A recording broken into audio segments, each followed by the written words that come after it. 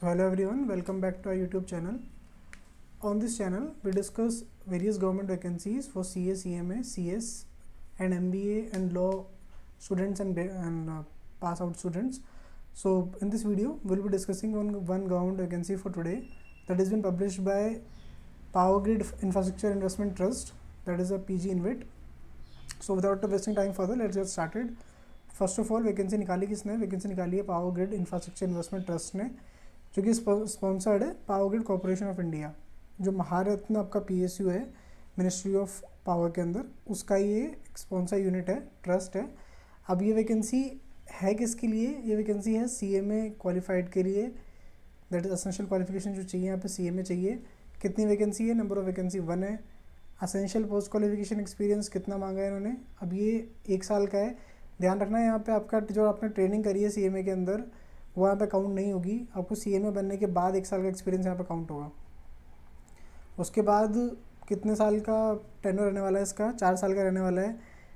अपर age limit 30 दी हुई है. और रेम्यूनरेशन क्या है? फर्स्ट ईयर का रेम्यूनरेशन 70,000 पर मंथ, मतलब 8.5 लाख साल भर का अप्रॉक्स CTC रहेगा. हर ईयर का CTC मैंशनड है यहाँ पे. उसके बाद कुछ बेनिफिट्स के लिए भी बात करी गई है कि जैसे आपके लिए ना OPD रिइम्बर्समेंट खुद के लिए, स्पाउस के लिए और 2 चिल्ड्रन. उसका सीलिंग लिमिट कितना है? 30,000 पर एनम, मतलब 30,000 तक आपका अगर OPD का कुछ होता है आपका मेडिकल का तो रिइम्बर्स कर दिया जाएगा. मेडिकल इंश्योरेंस भी है आपका, और खुद का, स्पाउस का, 2 बच्चों का. एनुअल कवरेज कितना है? 5 साल का. तो ये तो हो गया आपका CTC एंड बेनिफिट्स. उसके साथ में अपॉइंटमेंट जो होगा आपका, अपॉइंटमेंट आपका कहाँ पे किया जाएगा? अपॉइंटमेंट किया जाएगा 4 साल के लिए, और इनकी जो स्पेसिफिक यूनिट है वहाँ पे अपॉइंट किया जाएगा. और सिलेक्शन प्रोसेस कैसे रहने वाला है? सिलेक्शन आपका रहने वाला है डायरेक्ट इंटरव्यू के थ्रू, मतलब इसका कोई एग्ज़ाम नहीं है, कुछ भी नहीं है. आपको सिर्फ अप्लाई करना है. अप्लाई करने के बाद आपको इंटरव्यू के लिए बुलाया जाएगा. इंटरव्यू आप सेलेक्ट हो गए तो आपको हायर कर लिया जाएगा. आपकी एप्लीकेशन की स्टार्टिंग डेट थी 21 अगस्त और लास्ट डेट 31 अगस्त है.